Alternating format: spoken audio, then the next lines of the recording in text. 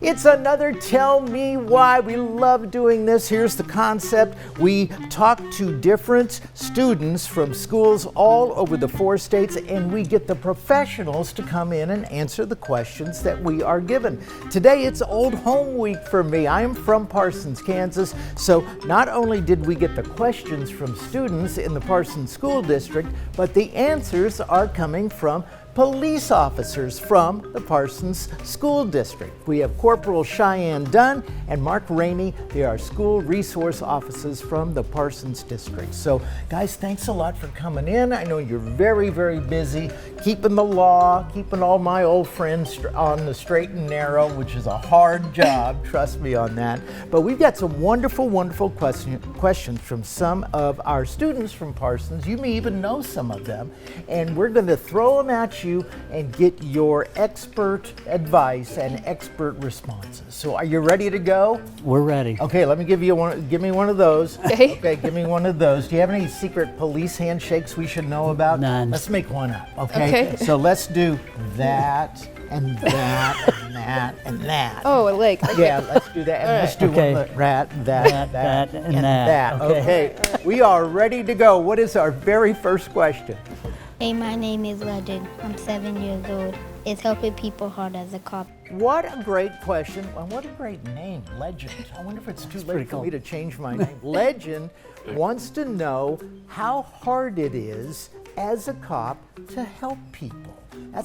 This is what I love about this show. We get to hear these questions from children, and we have probably grown older than to even think about things like that. But your job primarily is helping people. When you guys are out on the streets, is that hard for you? It is hard, and it's one of the hardest jobs in America today. The opportunity to help kids and to help them make right decisions and good decisions, that part is easy. But we see a lot of instances where our job is very hard from day to day. And I know this is something that you guys have to deal with on a day-to-day basis. How long have you, and I'll ask both of you, how long have you been in law enforcement? I'm a young pup in law enforcement. Okay. I've only been there about 4 years. 4 years. And what did you do before then? I was in the Marine Corps. So you come from a long line of learning how to give and take orders. Yes, sir. Let's just say Yes, that, sir. okay? And you've been a little bit longer. How long have you been in law enforcement? Going on 8 years. Okay, so 4 years, 8 years. In the years that you guys have been doing this, has helping people become more difficult, less difficult, or stayed about the same? I think it stayed the same. I mean, some days are harder than others, of course. Uh-huh. There's some people that you deal with repeatedly that sometimes are a little harder to help. Uh-huh. But all in all, that's the most rewarding part of our job, is to be able to help everyone. It is at the end of a day, after you have gone through the motions of helping people, getting them out of trouble, maybe getting them out of harm's way. How does that make you both feel? And I want to hear from both of you. How does that make you both feel? Do you feel like you've had a productive day, and does it make you proud of doing what you're doing? Sure. I mean, one of the most gratifying things that we get to do is we get to see the children every day. Yeah. So if we need a break from, doing the harder things, we get an opportunity to go to Lincoln Elementary, Garfield Elementary, Guthridge, and spend time with those younger kids and make a positive impact on them. So to that degree, we're lucky as school resource officers to have that mental break. And times have definitely changed since I was back in grade school in Parsons. When I was growing up, we didn't have officers in our schools. So now that is a fairly regular occurrence in schools all across the nation, what do you think about the idea? Do you think it was a wonderful idea and it was too late showing up in schools in America? I don't think it was too late. I think the best part of it is we bridge the gap between some children think we're scary or we're not personable and we're not human. And I think being able to be in the schools, they get to see us act as a kid too. We go play basketball, we go play on the swings, all the fun things that we get to go to Lincoln or in Garfield, Guthridge. Even the high school, we can go shoot hoops in the gym, things like that. Cookies. Yes, bake cookies. Yeah. Who's better, you? No, definitely this. Definitely her. Did you bring me any? I didn't, I'm Next sorry. Next time the cookies. All right. All right, that's good to hear. It's nice to know that part of your job is actually making contact with the students, and it helps them understand that you are there to help them. So that's another helpful thing that you guys have going for us. All right, thanks so much. You ready for another question? Absolutely. Let's see what we got. My name is I'm 8 years old. How do you catch people if they don't stop as a cop? Jade, thanks for a great question. This is a question I think I've had many, many times since I was growing up, both in Parsons and wherever it is I happen to be growing up. You have found yourself in a situation where you are telling the person that you want to stop doing what they're doing to stop doing what they're doing, and they don't stop. Has that ever occurred to either of you? Absolutely. It happened to you. Did it happen to you? Absolutely. And you say that like it happens on a fairly regular basis. I don't know how regular it is, but it does happen. It happens. Okay, so you say, Gary, stop. And I'm assuming that's if Gary is running off with something under his arm that he didn't purchase, that would be the appropriate thing to say to Gary. Right. Okay, what do you do? Well, there's a number of things we can do, but primarily we work as a team to try and keep everyone safe in this situation. We look for other officers to support us, but with using our radios. We do things like call out our locations and things like that, and then other officers will come in. It's not always a foot chase, sometimes it's a car chase. So there's other tools that we use that we can get them to stop with, and different techniques that we have, and we try and put ourselves in the best situation to keep everyone safe, to include that individual that's not cooperating. Sure. So sometimes there are going to be instances where you guys are by yourself. Is that true? Or do you always have someone with you? No, we're by ourselves sometimes. You're by yourself sometimes. So Yes. you see the guy, you see Gary running along, and you know he's got something under his arm that doesn't belong to him. What's the first thing you do? Do you first try to get, I guess they call it backup, that's what I see on the TV shows. That's a good word. And do you try to get them, do you try to get yourself backed up first, or do you try to get them to stop first? Well, the most important thing is to always let people know where you're at if something is happening. So we have dispatchers. So we always need to tell them where we're at, what we're doing.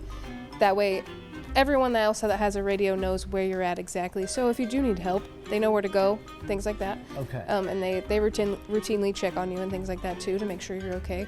But for a command for someone would be stop police, and then we just go from there. And that's what you say, stop police. Absolutely. Okay. Stop police.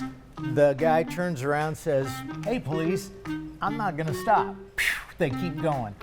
At what, is this the point where you call for backup? Absolutely, you would tell them that you are pursuing a suspect for something over the radio. 'Cause Okay. even though you're really fast, you'll never outrun a radio. Right. That's a very good point. And when you do that, all of the people who've heard you on the radio, all the other officers, do they drop what they're doing and they head your way? Is that the idea? Circumstantially, that's the idea, yes. Okay, does it always happen that way? It may not. There may be other priorities that are taking place within the city Sure. that other officers are attending to that they may not have that opportunity. And then we kind of measure the risk worth what the offense is. And you do this internally? You have to do it quickly. Yeah. You have to think quickly. You have to communicate quickly and confidently. You've got to know where you're at. It's one of the most important things. As far as where you are in the town or Yep. in the county? Yes, sir. So if we're in the city and you know, I'm at one location and an individual takes off running, the biggest thing I've got to convey to my team members is what the individual looks like, what he's wearing, which direction he's running, and then try and update them as we're going. Most foot chases last about 400 to 500 yards to meters. So that's pretty quick. Pretty quick. Most Yeah. most foot chases last about that long. I won't say all of them do, but Uh-huh. you know, if you take the statistical average, it's about 400 meters. Okay. So in that time, will other people be there? And you just try and communicate that. What your suspect looks like, which direction he's going, what he's wearing, or she, and you go from there. Okay, so how many, like divide up how many percentage-wise there are foot chases as compared to car chases or vehicle chases? You get a whole lot more foot chases, or are they fairly equal? That's an interesting question. Top of your head. Analysis-wise, we probably do more on foot, Okay. or at least attempted foot Sure. pursuits than we do vehicle pursuits in our Okay. city. Anytime you were unable to catch the person, Absolutely. really? And then what happens? What's that next step? Well, the next step is to move on. You try and get a cordon set up. Again, we go with the radios, and if we've got somebody that's on foot and we can't find them, we try and set up kind of a perimeter in which we are, kind of where we're all playing together right now, and Right. and try and get them to where we can close in on the individual a little bit better. People get away. Yeah. It's not out of the ordinary. It's not ordinary, but it's not out of the question that people get away. And sometimes we call off pursuits. If the risk isn't worth the reward, bad weather, bad roads. Right. We're not going through to a school zone. going through a school zone. Do you officers in the field make that decision? It's partly your responsibility to make that decision. Okay. And then of course your supervisor has the end all, and anybody above you has the opportunity to call that pursuit off. Right. Because you're focused on the pursuit. So I've got to ask the question that everybody's thinking right now. You guys know what's coming, right? No. They don't? Yeah, you do. We'll take it though. They're running away on foot. At what time do you unholster your weapon? Or do you? That's an interesting question. The totality of the circumstances determine whether or not we use any type of force. Have you ever done it? Have you ever unholstered your weapon? Absolutely. Have you? Yes, not while running. Not but yes. While running. So is that a thing? If you have to unholster your weapon, do you stop and get yourself a good bead on what you're about to do, or what? This is fascinating to me, and I think it's fascinating to the viewers. Like you said, there's a whole bunch of circumstances for why you would have to pull your gun And out. you've got to throw all of that stuff around in your head Absolutely. before you do anything. Absolutely. If you unholster your weapon, do you have to go back to the station and write out? Absolutely. Absolutely. Yeah. Yeah, we do use of force. We do a use of force review after every instance. Okay. Yeah. All right. So this is fascinating. Absolutely fascinating. Hope we were able to answer your question, Jade, because we got more good ones coming. Let's hear the next. What do you like the best about your job as a cop? And we're going to go straight to Cheyenne on this. Out of all of the things you do, and I imagine there are 25 times the amount of things that you have to do as a police officer than we even think about. But out of all of those things, what is your favorite thing to do as a police officer?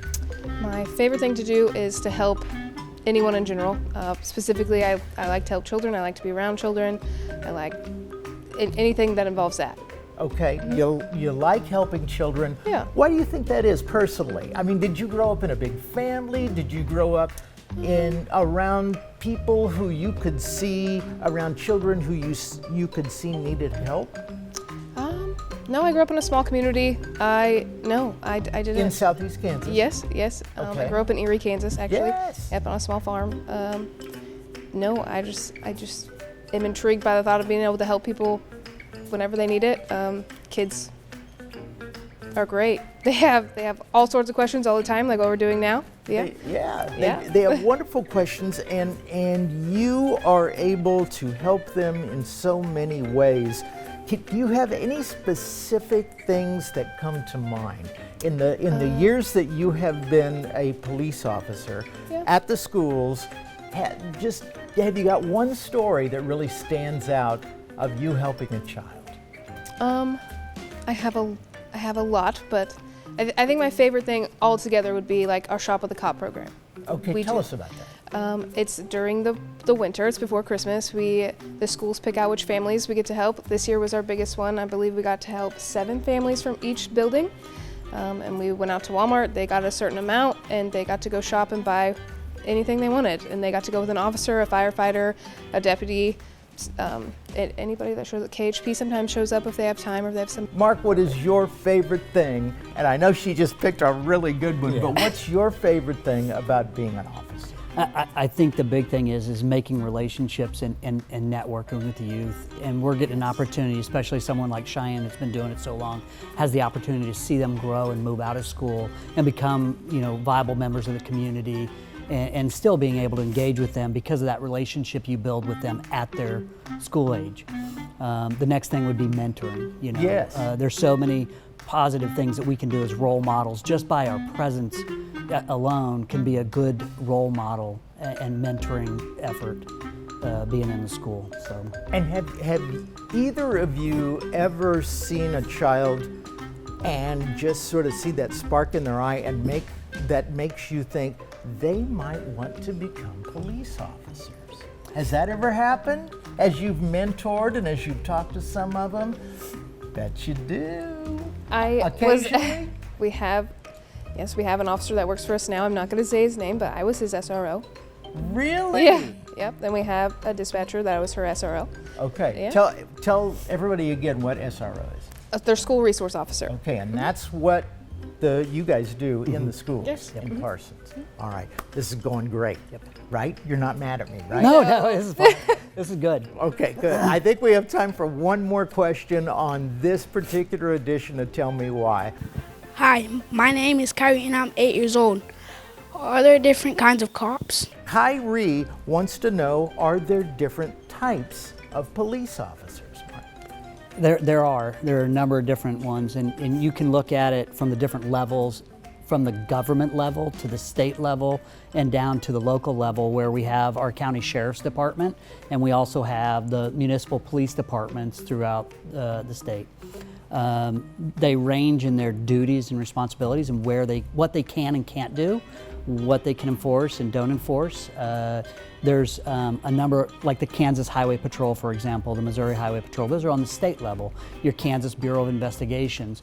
Well, we have those investigation type units at our level. They're just at a different level and have a different area in which they operate in or they do their business in. Okay, and that's interesting because I think when children think of police officers, they think about the guys you see on TV, they think about the SROs that are in their schools. They don't realize that you can be a police officer and be way up there in state or even federal government. Yes, so you guys are both police officers in Parsons. Yes. Do you have any goals to maybe move up to the statewide police level, to a different form of law enforcement? Because now we know that there are various types of law enforcement and police officers in the United States. What about you? Are you happy where you are? Absolutely. Okay, so you're not going anywhere. You're going to keep it right here. Maybe we just Maybe. ride it out. Yeah. But you want to do the kind of things you want to do, no matter where you are. Sure. Yeah. And it's because you're helping people. Absolutely. And I think that's smart. what we want everybody who's watching to take away from today's Tell Me Why, is that these guys, despite what you see on TV or on Netflix or whatever, they're out here to help people. They're out here to help people who might not have that help otherwise. And you provide such an incredibly important job to the people of your communities, of the entire United States. And I hope that makes you feel proud because, some people are afraid of police officers, but really they ought to think of you guys as their best friends. Yeah, and Gary, we're always growing, and that's the other thing about being a police officer. Like, I've only been here 4 years.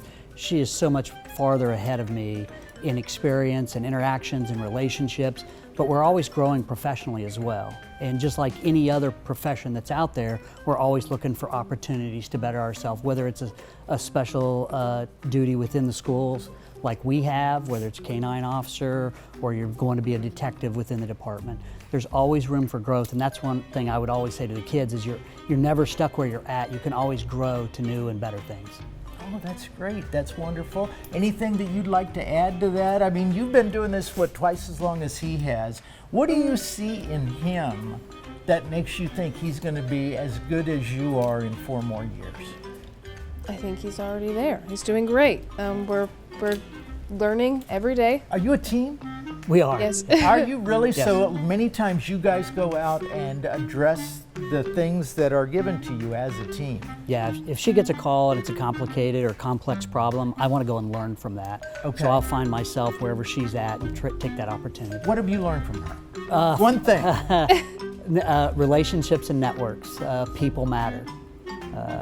Your relationship and you knowing people and interacting with them, even on the slightest little things, and the way you interact with them is extremely important to your connection to them. Do you even realize that you made that kind of an impact on him? I didn't. Nope. That was very nice. Big hug. Let's give a big Oh, police big person hug big here. hug. I love it. This has been another episode of Tell Me Why. We love doing these. We got people crying in the background here. Look what you guys did. Want to tell you how much we appreciate you coming over from Parsons. Want to thank all the kids who asked the questions. We're going to do this again sometime. Otherwise, keep it right here, and we will have more Tell Me Why.